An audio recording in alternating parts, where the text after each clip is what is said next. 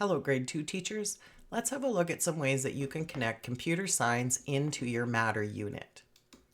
As you already know, your computer sciences unit talks a lot about creativity and how it can be used to support design.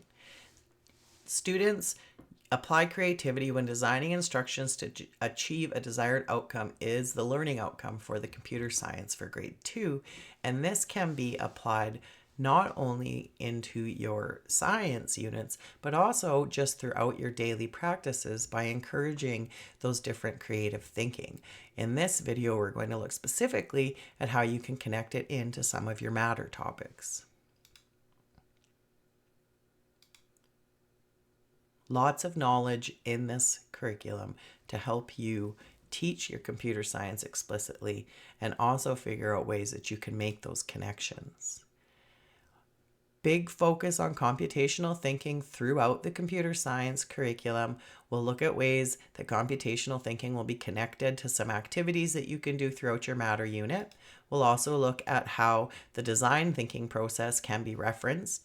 We're talking a lot about creativity with the grade 2 computer science, and creativity is heavily connected to design thinking. And really, it's about finding new ways to reach the same outcome, thinking about problems in a different way, looking at all of the different ways that you can get to the same outcome, and then determining which ways are the best to meet your needs and those really critical thinking skills that we know are really important for our students to have. When we are looking at objects and starting to look at specific properties of those objects, for example, like in this skill, talking about the materials that objects are made of, we're starting to work through this computational thinking process. Looking at an object and determining that what we want to sort it by is what it's made of helps us determine which pieces or properties of that object we need to focus on and which we can disregard. So decomposing it down into its properties, determining which properties are we looking for and not paying attention to the others. So in this case, we are looking at what these objects are made of. So we're not concerned about what they maybe do or what color they are or if they're hard or soft or any of the other properties that we could find out about these various objects, because we are looking at identifying them based on what they're made of. We're going to do some sorting based on the material that they're made out of. We have worked through this first piece of the computational thinking. A way that you could do this with your students that would be really fun would be to take them outside to the playground and start to look at the various pieces of equipment and things that are on your playground and what they are made out of. And you might break them up into groups and having them going around to each different piece of equipment, or perhaps you're moving around as a class, or they're all just going around and doing things on their own, and they're looking at what pieces of equipment are made out of wood and what parts are plastic and what parts are metal and what are all of the different materials that we can see out here on our playground. So again, this connection into that computational thinking is we are decomposing these. We don't worry about what we use them for. We're only worried about what they are made of right now. We don't care about their size. We're only looking at what they're made of. So we're decomposing them, we're recognizing, and we're going to start talking about maybe grouping things that go together based on materials. Then we would be doing pattern recognition. And then certainly when we're disregarding everything, only looking at materials, we are moving into that abstraction as well. Now, this skill and procedure is one that you can definitely apply the whole design process to, because students are being asked to combine materials to create an object for a specific purpose. So let's take that example of the playground, going out and decomposing and determining what our playground is made of and all of the purposes for it, and look at a new activity that's connected to that. So now we are definitely doing some abstracting, because we're going to look at taking what we know about our playground outside and apply it to building a playground for a Lego person. So a Lego person, if you have some handy, or you could ask your students to bring some in, that would be a nice size reference. It would be good for students, whether they're working in groups or on their own, to have that Lego figure as a size reference. And our Lego figure here has some words that she's saying that's going to give students a little bit of information about her. So here's our empathize piece of the design process. We're going to get to know our audience here and find out what it is that she would want in her playground. And we would have some discussions around what materials are we going to need. So, what parts of the playground are made of wood? Well, what tiny things are made of wood that we can use for this project? So we certainly don't think that grade 2 students are necessarily coming up with this all on their own, but we're also not just giving them the list of materials. We want to have those conversations and make those connections to what we saw outside on the playground, so that we can abstract that into a new project, work through planning, testing, and we're going to be applying the design process throughout this project that also meets that matter objective.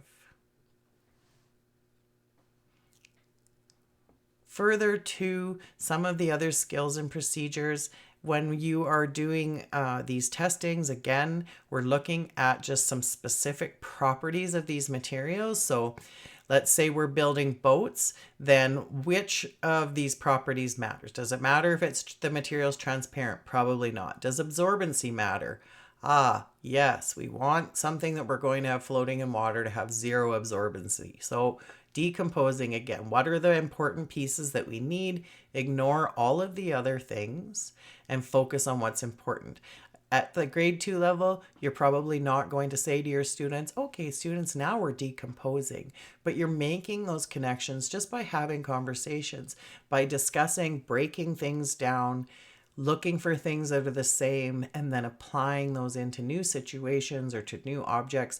You are covering the computational thinking and giving kids those base skills that they'll need in the upper grades when they do have to understand a little bit more about the computational thinking process itself.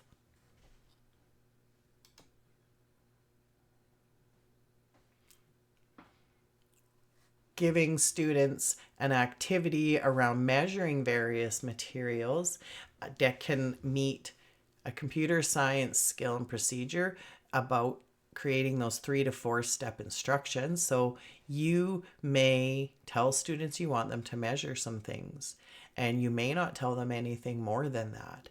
And this is specifically using non-standard measurements. So we may be looking for a large size sorting or something like that. Give the students some choice in how they're going to measure. If you ask them to tell you or to create a set of instructions for how to measure something with the non-standard unit that they've chosen, you would then also be meeting this computer science outcome while you're covering this measuring outcome.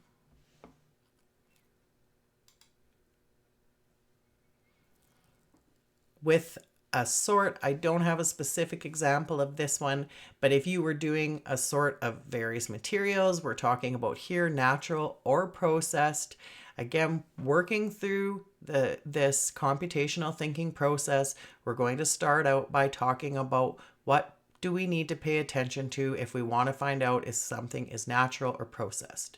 And what do we notice about all things that are natural or processed? And can we think of other things that are natural or processed fit into these groups? And can we come up with a rule for what makes something natural processed? Could you make a set of instructions or a rule that would help another human or a machine sort materials into the categories of being natural or processed? Again, covering that computational thinking process inside the computer science in addition to covering this skill and procedure in your Matter unit. Anytime you're going to have the students creating some type of a project, if they're testing things in their science units, we can be making some connections to design thinking.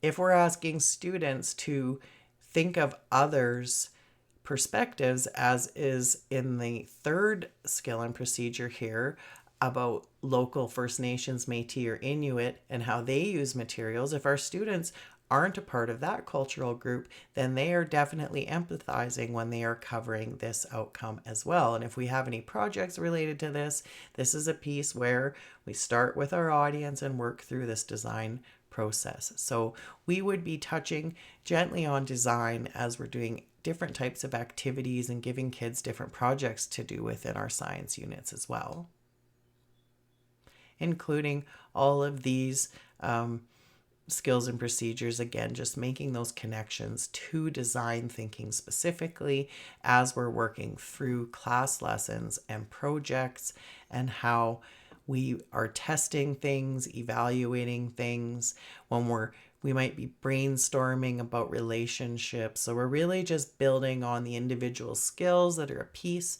of the design process. Again, giving students those building blocks that they're going to need when they have to learn about the design process more specifically and explicitly in the older grades.